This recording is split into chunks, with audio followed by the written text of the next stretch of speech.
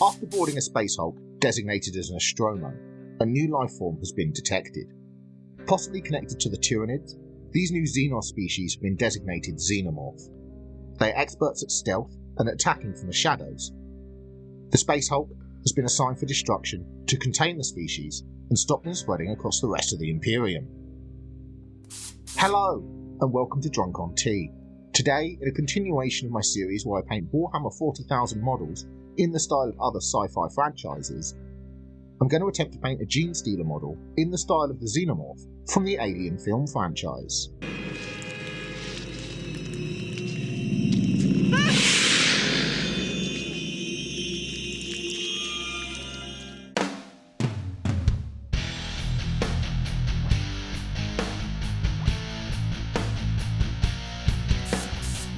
So as you can see, I've primed the model black, as this is the primary colour of the skin for a Xenomorph. It will give us a nice, smooth, even black colour for the rest of our colours to work from. Now the first thing I'm doing is I'm coming in with some Corvus black. I'm going to paint this all over the model.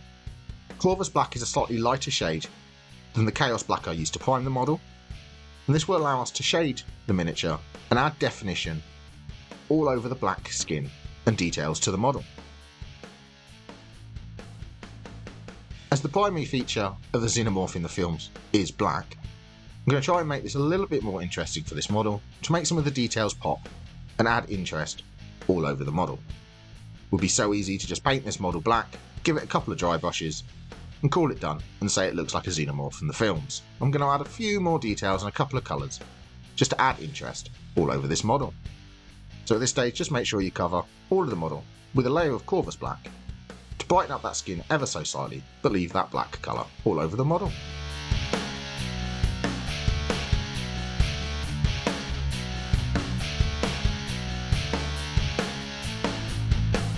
After that Corvus black has dried, you can see it's brightened up those details a little bit, which will allow us to add the next steps to our model.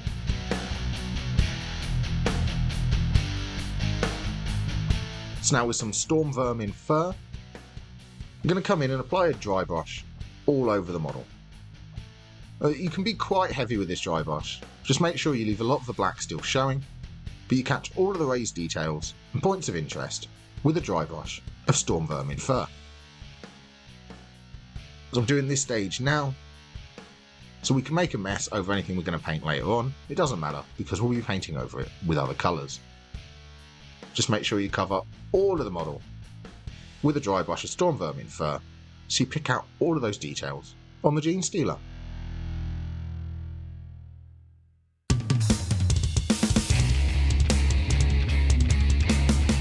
And after that dry brush is applied, you can see it's picked out all of the details on that model, really added interest into all those areas of black.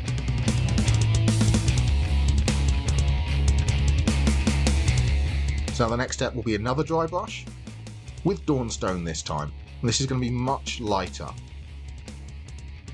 So for this you really want to just gently cover the whole model, focusing it onto the raised bits of detail.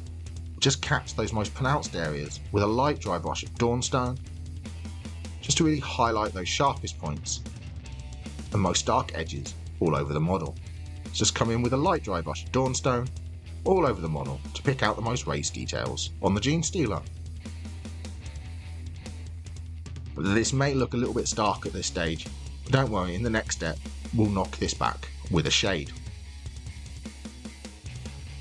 And after that Dawnstone is applied, you can see we've really picked out all of the details on the model.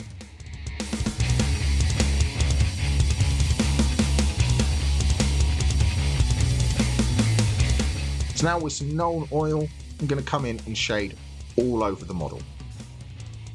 This will knock back the brightness of some of our highlights we dry brushed on, while also settling in the recesses and adding definition all over the Tyranid. Just make sure you apply this Nuln Oil shade all over the model, and make sure you give it a while to dry so it's fully dry before we move on to our next steps. Just make sure you apply this shade all over the model, into all of the recesses and covering all of our dry brushes, just to knock it back a bit.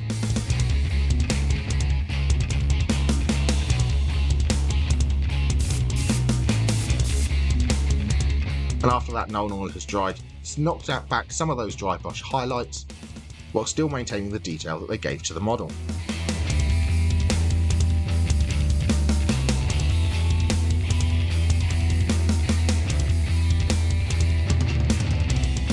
So now with some Abaddon Black, I'm going to come in and paint these Carapace armour parts here. So I'm not going to paint the spine bit showing through, but I'm just going to paint these sort of Carapace armour plates on the model with a layer of Abaddon Black just to knock them back to a solid black colour so we can apply some highlights and details to them.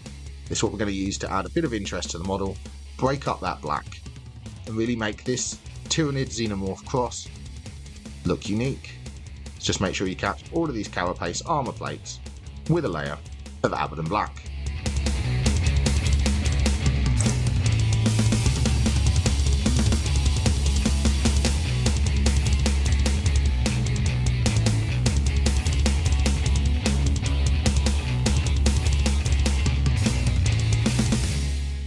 Don't forget the ones here on his head as well. Make sure you catch these with a coat of Abaddon Black as well.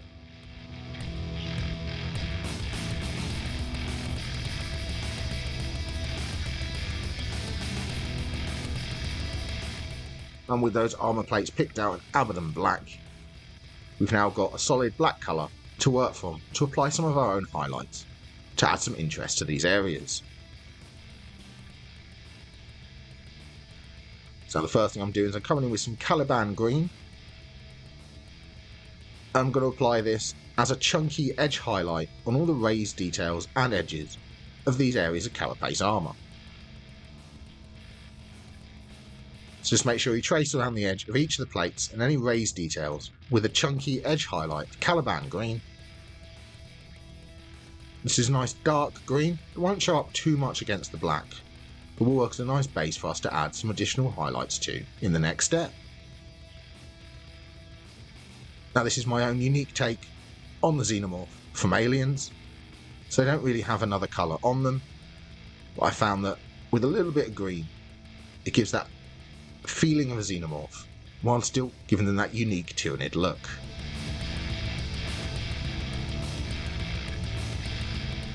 Don't forget to also apply this to the plates on his head as well. Catch these with some Caliban Green. And also on all of his claws, I'm going to catch the top edge of these with a layer of Caliban Green as well to add some interest to his claws.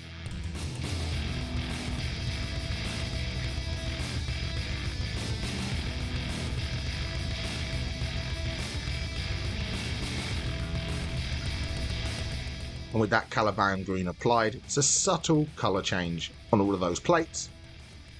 It's added a little bit of interest and given us a base for us to apply another highlight on top of.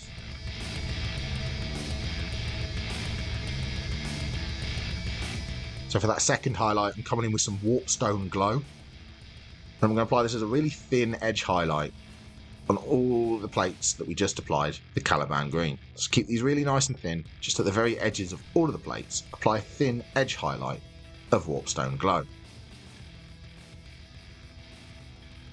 This will be a lot brighter than the Caliban Green we just applied. It will really give that impression of a sharp edge catching the light on all of these plates.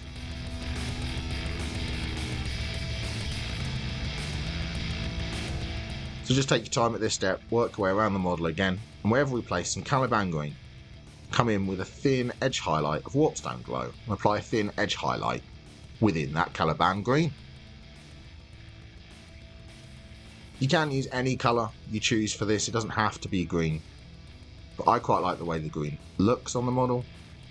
I've seen some people attempt this with blue and other colours.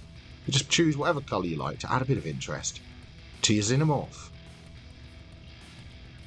And with this Warpstone Glow, I'm also applying it at the tips of all the claws, just to give the impression of sharpness on all of his claws.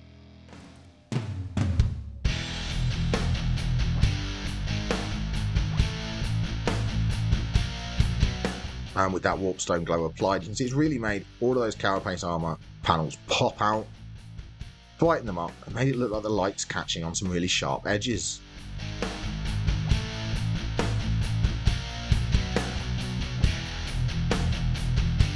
So now with some Caliban green again, I'm going to come in and apply this into all of these sort of vents and areas of exposed flesh showing through on the model. So it's going to be areas here, like on his thigh, you can see this bit of ridged exposed flesh.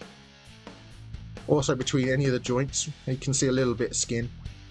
I'm applying a bit of Caliban green in here as well. So just take your time at this step, work your way around the model, and wherever you can see these sort of holes in his body, I'm applying a little bit of Caliban green into all of those exposed areas.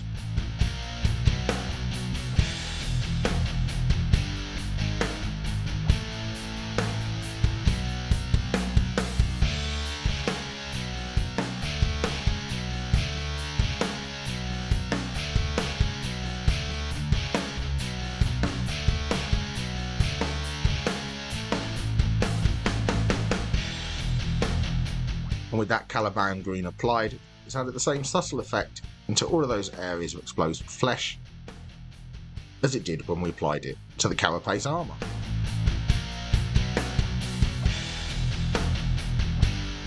But now I'm coming in with a little bit of known oil again, and with this I'm going to apply it into those areas that we just painted with the Caliban green. So all those bits of exposed flesh, I'm just coming in and applying a little bit of known oil onto all of those areas to add some definition, pick out the details, and to darken those areas down a bit.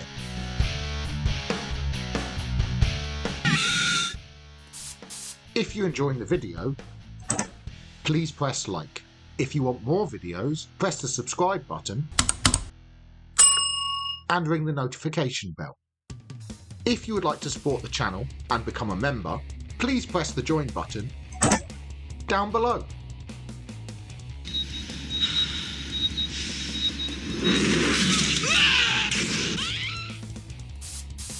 And after that known oil is dried, you can see it's added definition and darkened down all those areas of Caliban green that we just applied to the exposed flesh.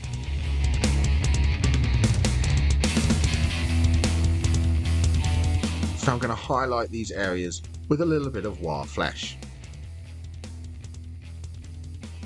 So for this, I'm just applying it on the most raised parts that we can see. So at all these ridges, in all these exposed parts, I'm just catching these with a little bit of War flesh. The reason I'm not using Warp Stone Glow is I want this to stand out and look a little bit different than the Carapace armour. Not so bright, a little bit more natural looking. So I'm using War flesh just to highlight any of the raised details in these areas of exposed flesh.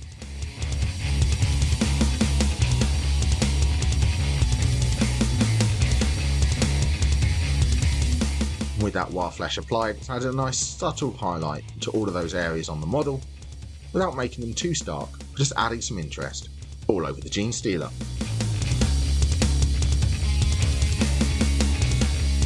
So now with some Storm Vermin fur, I'm going to come in and apply some select highlights to the areas of skin on the model. So wherever you've got these raised sharp parts to the body to the model, I'm just coming in and applying some Storm Vermin fur as a thin edge highlight around any of these sort of parts to his body.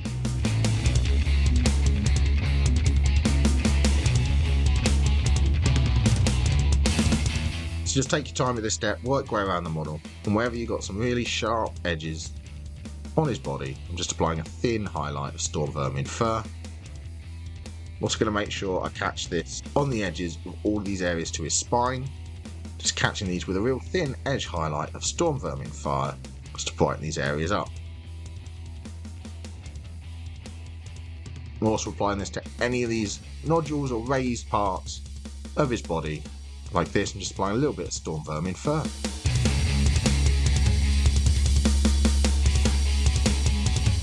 And with that Storm Vermin fur applied, there's only a couple of steps left to apply to the model.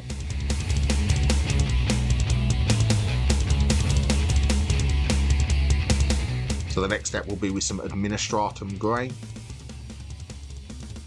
I'm coming in and I'm applying this on the very highest areas of the skin where we've just applied the Storm Vermin fur.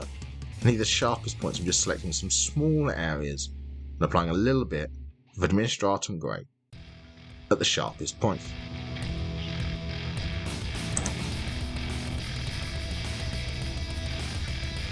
So you don't need to apply this everywhere that we just applied the Storm Vermin fur, just pick some select sharp points and apply a little bit of Administratum Grey for the spot highlight, just to add some interest.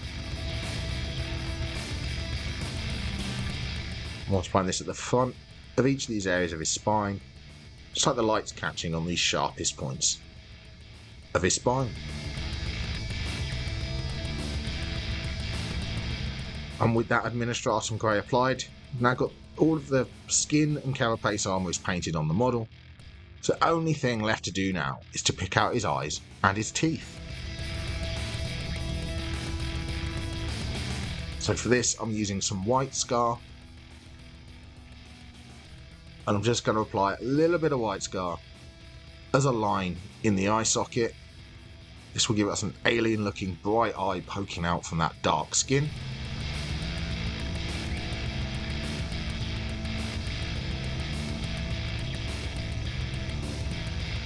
And I'm also going to pick out each of the teeth with a thin line of white scar as well.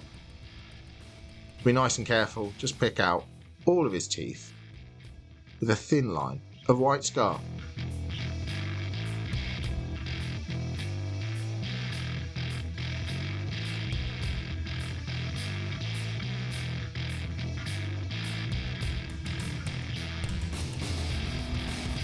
And with the eyes and teeth picked out, that is how to paint a Genestealer model as inspired by the Xenomorph from the Alien franchise. So thank you very much for watching. Please let me know in the comments down below if there are any other film franchises that you would like to see me paint a Warhammer 40,000 model in the style of. So thank you very much for watching. Please don't forget to like and subscribe, and happy painting!